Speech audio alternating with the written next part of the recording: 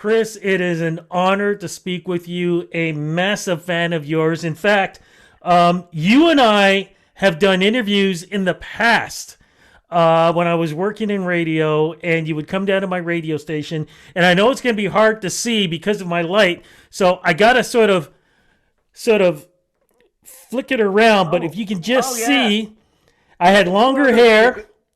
Well, we Yeah, both had there's longer hair. two good-looking guys in that picture. There you go. We had a lot of interviews back then because you, my friend, which I looked at, I think since 1974, you were either releasing an album every year or every 2 years, which probably makes sense. The fact that you have, what, 27 albums, the love of music and everything through you, my friend, it is just about music, enjoyment, and sharing with fans. Well, I think the most important line is the last one, sharing with fans, because I'm incredibly fortunate to have a lot of people around the world. I have a big map of the world on my wall here. And it reminded me of when I started in this business, one guy with a guitar and then a head full of dreams, that one day I wanted to see if I could get the lights to shine all over the world. And it's happened and still happening. The fact that I'm going to be talking to you and going to be coming on tour in Canada next year. In fact, I'm in, where am I here? In Toronto, I'll be at the, sorry about this. This is No, that's shameless. okay. The Meridian Hall on the 30th of April. That was the Sony Center. But the fact Yeah. remains is to have a long career, you have to have a few things, obviously a modicum of talent, but also you have to have good health, the desire to do it. My voice, if you've listened to this new album, The Legend of Robin Hood, my voice is in as good shape as ever been. I'm hitting notes Yes. way full of high C at the top there. Um, but most important, you have to have people out there around the world who want to hear what you're doing. And that's for me, that's what you just said, sharing with people. Very important. No, I had a chance to listen to the album, and yeah, I was going to mention that later on. But your voice just still sounds amazing. What do you do to take care of such a beautiful product? Well, some years ago, I was reading the English newspaper, The Times, and there was this professional singer saying, if you want to sing like me, you've got to do this. You've got to always go to bed early, avoid spicy foods, and avoid alcohol. And I paid absolutely no attention. I do all three.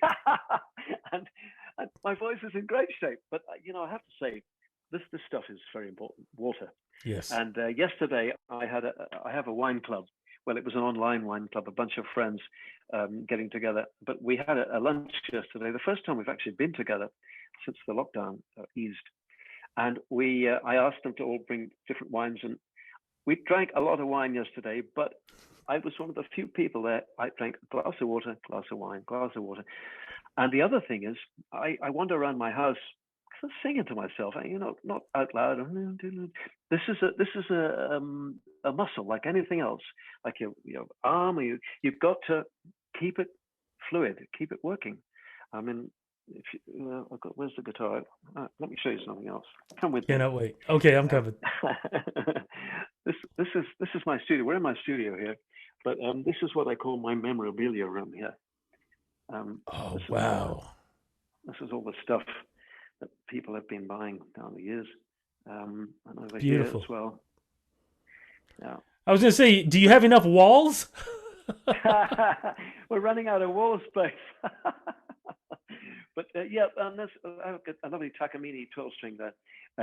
But to sing, when I just did eight shows in Germany, finally, having had to cancel so much and postpone so much.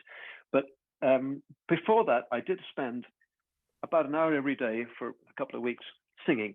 And because I know, well, most of my own songs and most of the lyrics and the keys and the chords, I sang along with my own records. And that got my voice into good shape too, because some of my colleagues, certainly of my era and of my age sort of thing, I won't mention any names, but you can tell that they have not been doing anything with their voice for a long time, and then they go out and tour and they think they can do it. No, you can't. It's got to keep on moving. I mean, as you get older, things begin to happen in your breathing and your throat. You have to constantly keep it fluid. And you kind of mentioned something else too about, touring and taking care of your voice, but also memory is very important. When you have 27 albums, I can't even count the amount of songs. How do you remember every word to each song when you are performing live in front of an audience who also knows every word to every song? That is the problem. And occasionally I forget the words, but I don't actually leave a gap. I make something up to fill the space. And I look down the front row and they're all going, oh, oh, what's this wrong? But what I do is when I come out and tour with this new album, um, what I will do is I do this thing of when I come to the end of a line, I immediately put into my head what the next line is likely to be.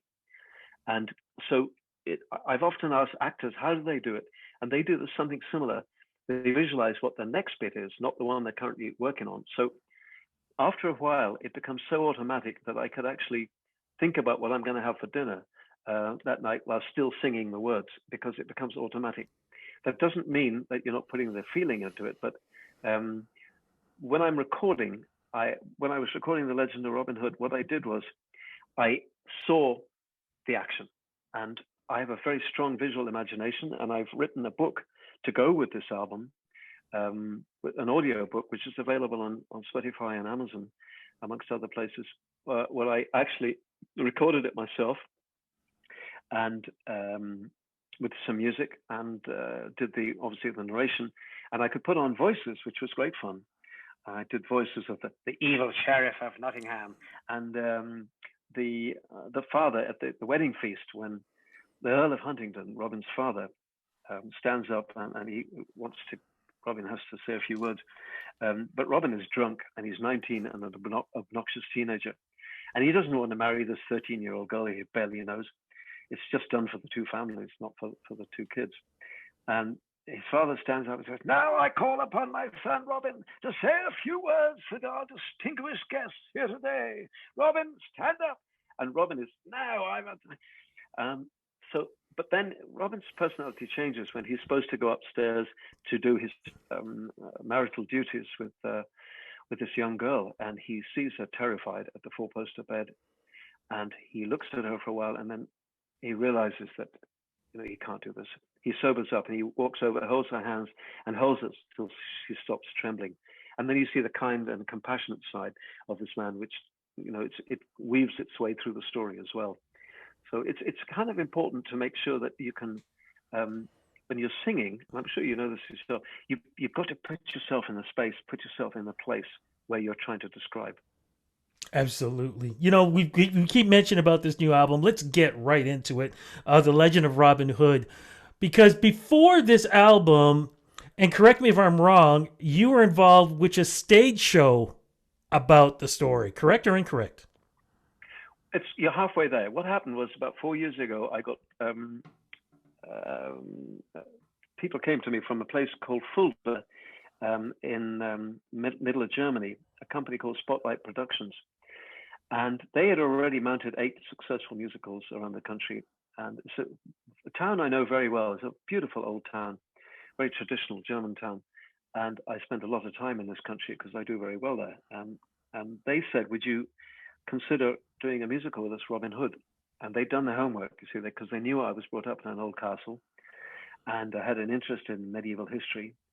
And that one of my ancestors, Hubert de Burgh, was the chief lawmaker to King Richard the Lionheart and also King John, and features in a William Shakespeare play as the second most powerful man in England at the time. And the whole package kind of looked good. So I said, okay. And writing for a musical is completely different. And I was very much involved with the story because when you're coming to Robin Hood, you have to stick with some of the principles that everybody knows. Robs from the rich, gives to the poor. These days, it's the tax man does that. He doesn't give to anybody except himself. And then you have the love story between him and Marion. What else you have? You have the wicked sheriff of Nottingham. Then you have the merry men in the forest and so on, and a bunch of ancillary characters. But with our story, we could actually make him much more of a modern hero, in as much as he starts off obnoxious and like any other teenager, and then he reaches a point where his heroism becomes important, where he's returned from the Holy Land and the Third Crusade with King Richard, and he's traumatized by what he's seen and done. Like so many young men, has returned with post-traumatic stress disorder, um, and he can't go to live in the castle. But his father, he's now the Earl of Huntingdon. His father is deceased, and in our story, in my story, he goes to the woods and he lives in the woods. And the one day he hears a noise and people are approaching, so he reaches for his sword, but it turns out to be Marion and two men that he fought with in the Holy Land, and they try to convince him to leave the woods and come with them to see something. And he said, "No, leave me alone. It's not my problem." "Oh, but it is your problem," says Marion. "No, leave me alone." And there's a big argument going on. And finally, he's convinced by one of the other two soldiers just to go with them and look in a nearby village, see what's been going on because of the king's taxation. And what he sees absolutely horrifies and appalls him. And he sees children scrabbling in the dirt, sick people, old people, because of the king's taxes. So at that very moment, that's when he becomes a hero. And he says, "Okay, I am the Earl of Huntingdon. I can do something about this, and I'm going to do something about this. Although I know the moment I start robbing from the rich to give to you people, I'm going to be hunted down and my life will be in danger." But that's his choice, and he makes it. So that's what, modern day heroes are. If you are put in a situation of having to react, see a pushchair coming down avenue that the mother's lost hold of, and you will run after it and save it from going into the traffic. You do everything you can because you act instantly. And the long-term heroes are different. People who, in every community, in Toronto, for example, there will be people who object to the air traffic going over Scarborough, for example, and they will fight, although they're vilified and they are attacked. For me, one of the modern day heroes is Greta Thunberg, a schoolgirl who said, "Right, I've had enough of this. Your generation has made an utter mess of the world. I want to do something about this and clean up, global warming." And okay, it's a long way to go, but she inspired millions of young people, particularly, whose world it is. We've messed it up, so they want to change it. She's, for me, and she's even, God, she's attracted the anger of Trump, which is a real plus for me. Well done, girl. So I want to make sure. Live life, live well. I've heard the song. I've seen the video. How does that relate to this Robin Hood story? Because when you listen to the lyrics, it's almost as if how do I put it? With everything that's been going on with COVID and what we've been going through the last 2 years, to me, this song relates to that in basically saying we can find a good place through this tough time.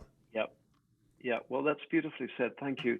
But ironically, I wrote it before the COVID thing hit, and it was part of the kind of general mixture of what I wanted to be involved with Robin Hood and his story. But when I started putting together, and it's so complicated I had big posters of this happens here and that happens there, similar to my album Moonfleet a few years before, and then so I had this feeling. The first line, you're a songwriter, but the first line came out of nowhere. "I am looking for me," said a man that I know. "I don't know where to begin." And I thought, what the hell is that? It's so strange. It just emerged.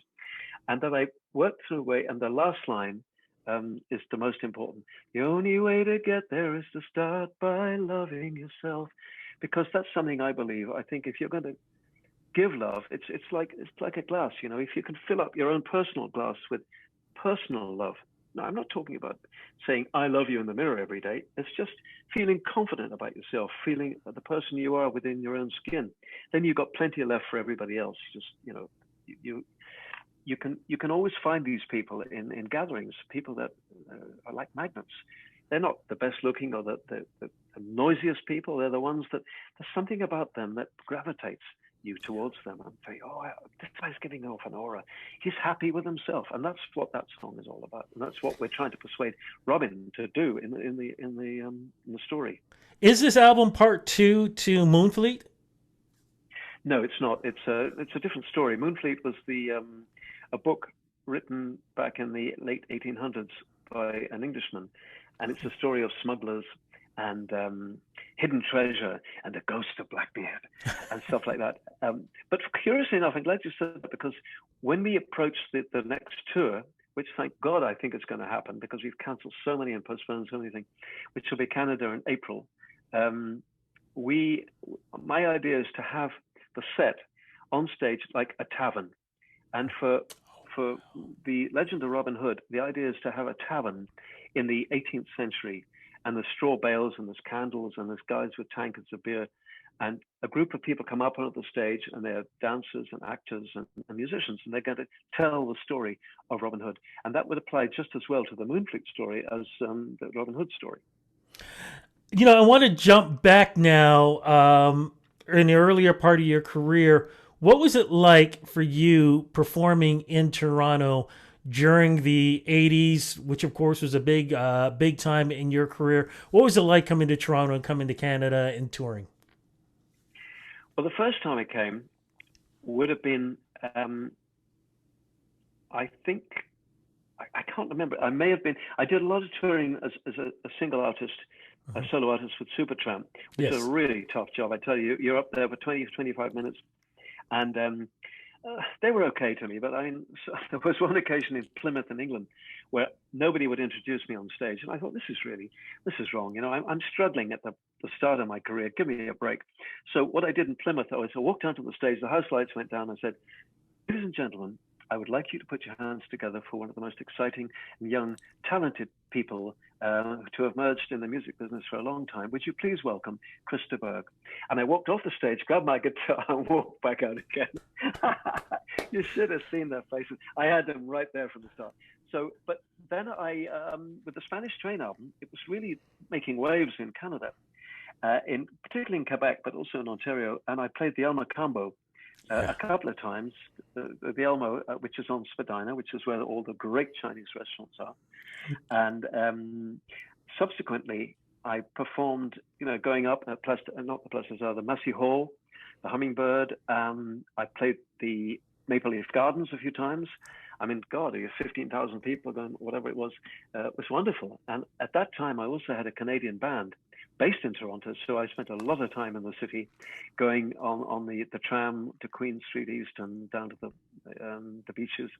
And I was telling one of your colleagues earlier, there was this Chinese restaurant there along that called the Goof, and everybody used to laugh about it because it was a big sign saying good food, but some of the bits had moved out, so it was just known as the Goof.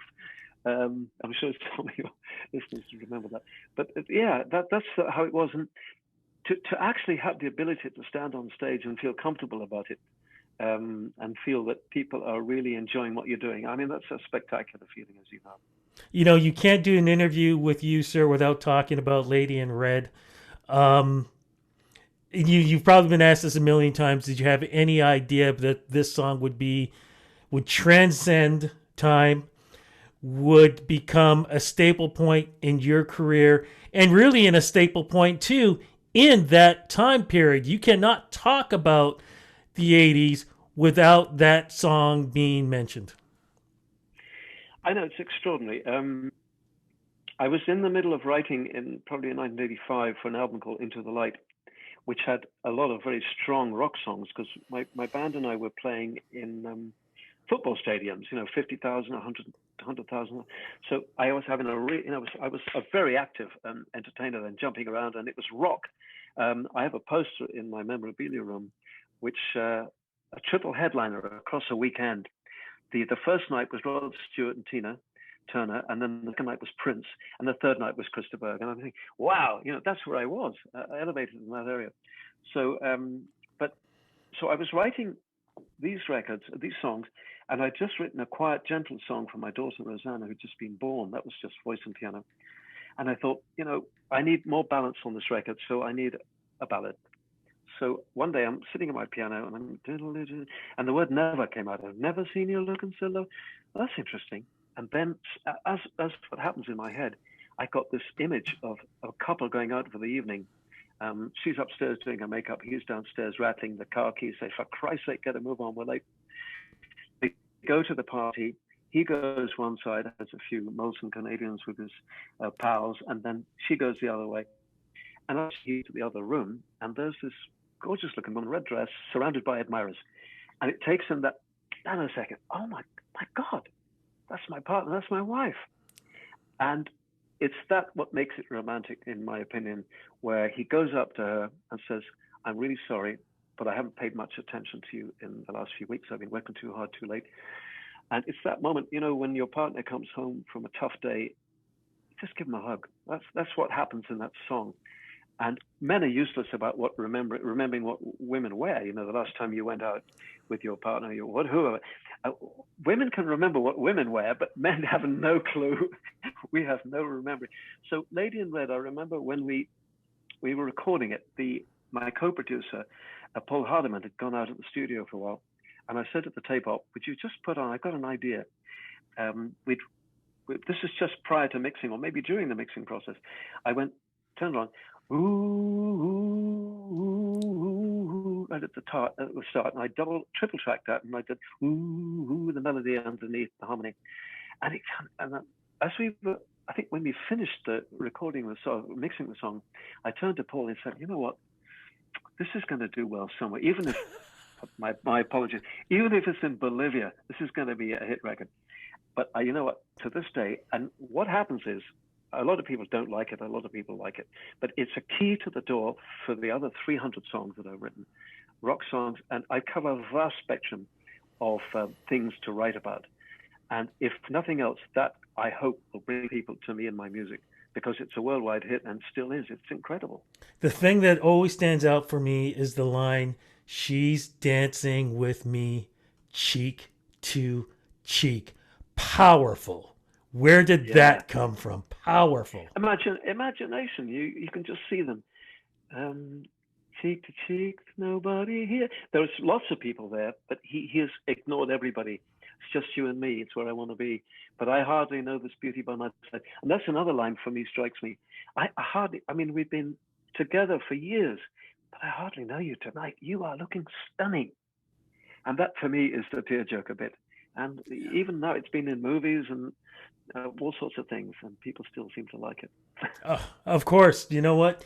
Nothing beats old school, and nothing beats love. And you definitely have given us that through your music. You kind of mentioned again, but I want to go over it one more time. Touring next year. Where are you going to be, and what's happening with Canada? All over Canada. We're starting in Newfoundland, which I love, on the 12th of April. Going through the Rebecca Cohen Halifax, New Brunswick, Casino there, Ottawa, the Place des Arts Montreal, 2 shows, the Grand Théâtre, and Je parle français aussi, c'est bien. And then we go to the London, Ontario. These are all through April. I won't give you all the dates, but the Meridian Hall in Toronto is the 30th of April. And then we move on to Winnipeg and Saskatoon. I'm one of the few people who's actually been to Moose Jaw, and I'm proud to say I've been to Thunder Bay. And one of the best restaurants I ever ate in is in Thunder Bay. Take my word for it. But I have to go now. Yeah. Thank you. Chris, thank you so much for this interview. It has been a blast. Thank you for the music. Congrats on the new album. I am going to be in the show when you come here to Toronto. I definitely want to be there. I'm going to see if I can get my girl to wear a red dress like everybody else is going to have. Well, maybe you should wear it instead. It's been a pleasure, Thank you, my friend. Take care and be safe. Bye-bye. You too. Bye-bye.